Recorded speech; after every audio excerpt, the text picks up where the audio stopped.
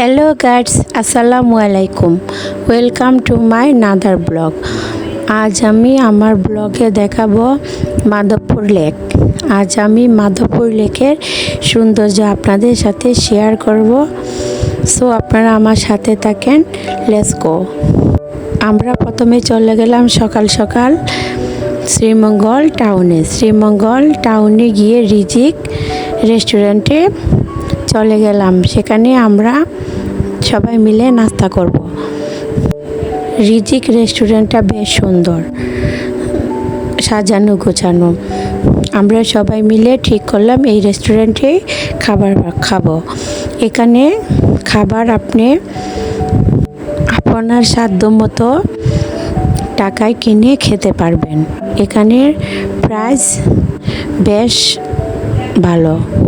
এই রেস্টুরেন্টটি দেখতে যেমন সুন্দর, তেমনি খাবারের প্রাইসও কম দামে। আপনারা চাইলে এখান থেকে নাস্তা সেরে নিতে পারেন। আমরাও নিয়েছিলাম খিচুড়ি, বোনা খিচুড়ি। আমরা সবাই বোনা খিচুড়ি দিয়ে আজকের সকালে নাস্তাটা সেরে নিলাম।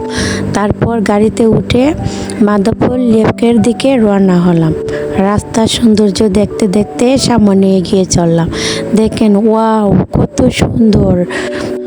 রাস্তার দুপাশে কৃষ্ণচূড়া ফুলের গাছ, রাস্তার সাথেই সারি সারি চায়ের বাগান। দেখতে ভীষণ সুন্দর লাগে।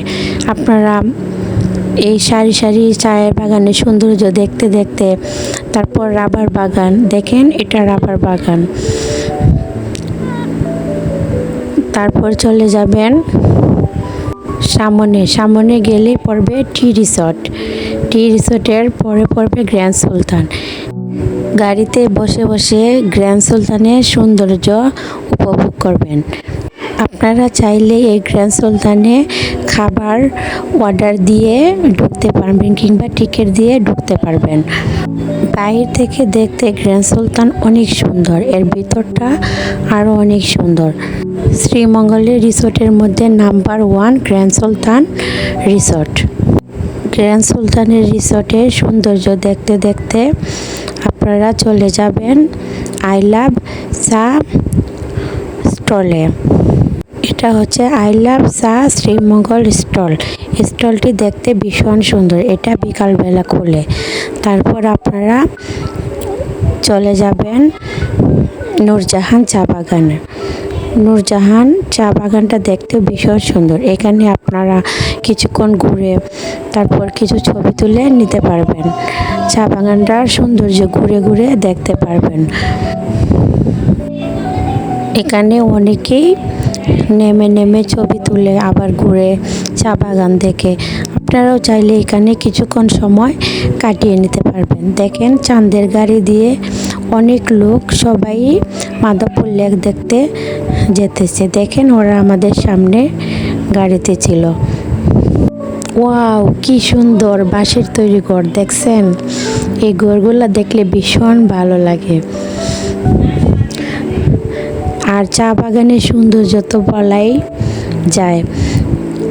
চা বাগানের সৌন্দর্য দেখলে চা বাগানের প্রেমে পড়ে যাবেন।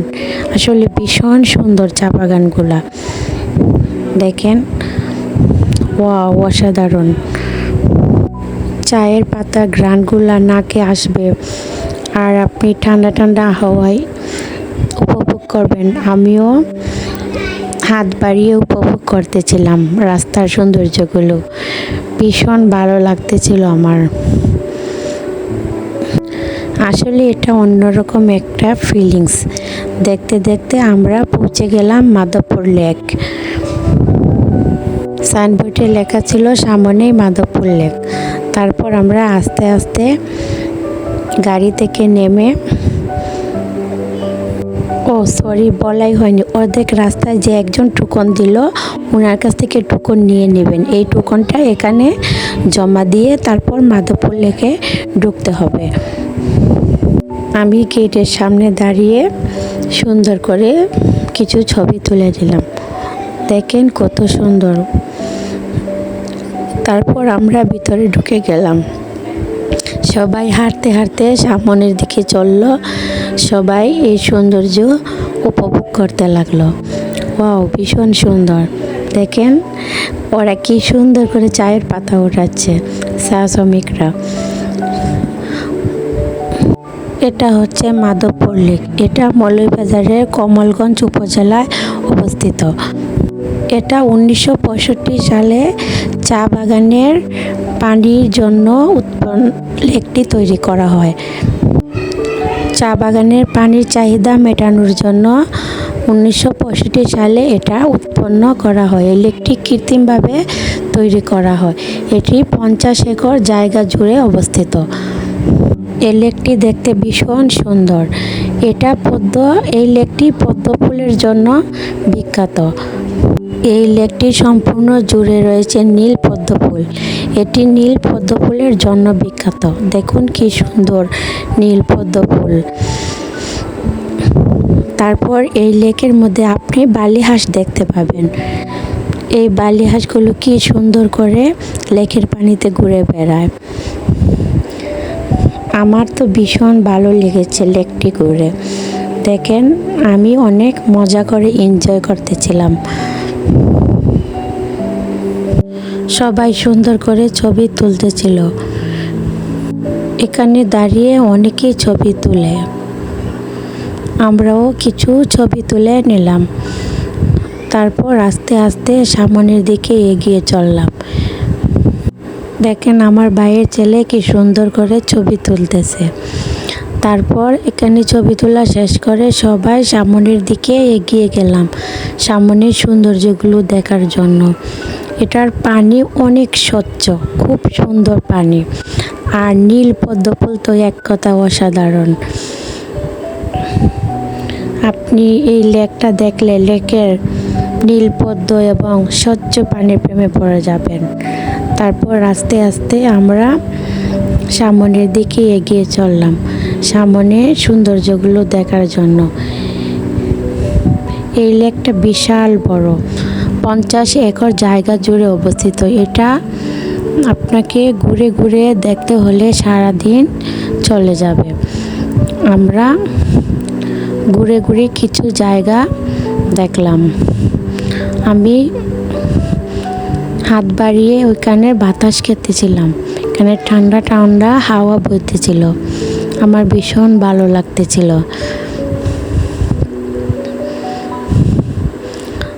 তারপর আমরা সবাই সামনের দিকে এগিয়ে চললাম সামনের লেকের সৌন্দর্য দেখার জন্য। দেখেন কি সুন্দর, ওয়াও, অসাধারণ। পানি এত স্বচ্ছ যে উপরের গাছের ছবিগুলো ভেসে উঠতেছিল। বেশ ভালোই লাগে লেকটা দেখতে। কি সুন্দর অপরূপ রূপ। প্রকৃতির এই অপরূপ রূপ দেখলে আপনার মন ভরে যাবে। আপনারা অবশ্যই একবার এসে এই মাধবপুর লেকটা দেখে যাবেন।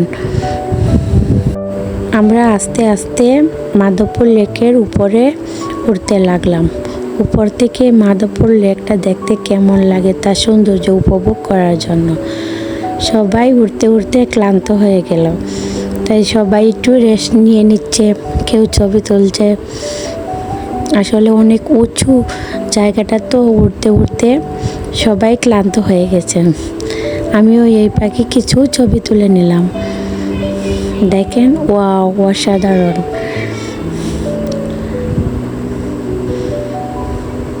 লেকটা দেখতে ভীষণ ভালো লাগে। উপর থেকে দেখলে আরো বেশি ভালো লাগে।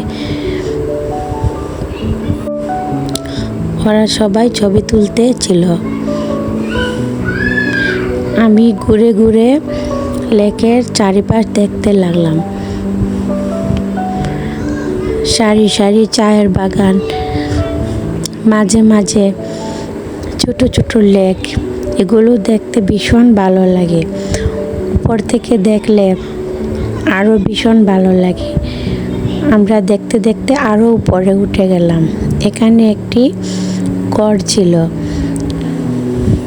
উঠতে উঠতে যখন সবাই ক্লান্ত হয়ে যায় তখন এই ঘরে বসে বিশ্রাম নেয়।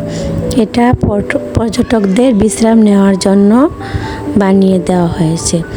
এদিকে গেলে আপনি আরও উপরে যেতে পারবেন। এই উপরে গেলে আপনি এখান থেকে ইন্ডিয়ার ত্রিপুরা রাজ্য।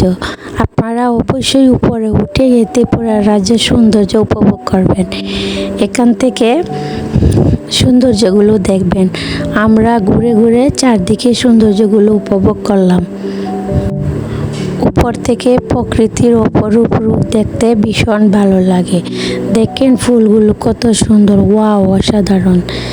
দেখতে দেখতে আমরা সামনের দিকে এগিয়ে গেলাম। সামনে আমি হাত বাড়িয়ে বাতাস খেতে লাগলাম। এখানের বাতাস যেমন ঠান্ডা এমন স্বচ্ছ নির্মল। দেখেন, ওয়াও, কত ভালো লাগতেছিল এখানে বাতাস খেতে। এই পাশে সৌন্দর্যটা দেখেন। এই প্রকৃতির সৌন্দর্য দেখলে আপনি প্রকৃতির প্রেমে পড়ে যাবেন। তারপর আমরা নিচে নেমে চা পাতার শ্রমিকদের কাছ থেকে ছাতা নিয়ে কিছু ছবি উঠিয়ে নিলাম। আপনারাও চাইলে ওদের কাছ থেকে ছাতা নিয়ে ছবি উঠাতে পারবেন, ওরা অনেক ভালো। তারপর এই পদ্ম ফুলগুলো ভীষণ সুন্দর লাগে। দেখেন এই নীল পদ্ম ফুলটা কত সুন্দর, অসাধারণ, ওয়াও। এই লেকটি নীল পদ্মর জন্যই বিখ্যাত। আমরা দেখতে দেখতে সামনের দিকে এগিয়ে চললাম। তারপর সামনের সৌন্দর্য দেখতে দেখতে আমরা লেক থেকে বেরিয়ে যাওয়ার জন্য রাস্তা ধরে হাঁটতে লাগলাম। সবাই হাঁটতে হাঁটতে গাড়ির কাছে চলে গেলাম। এখানে বিদায়, আল্লাহ হাফেজ। ভালো লাগলে আমার চ্যানেলটি সাবস্ক্রাইব করবেন, আমার পাশে থাকবেন, আমাকে নতুন নতুন ভিডিও করার জন্য উৎসাহ করবেন।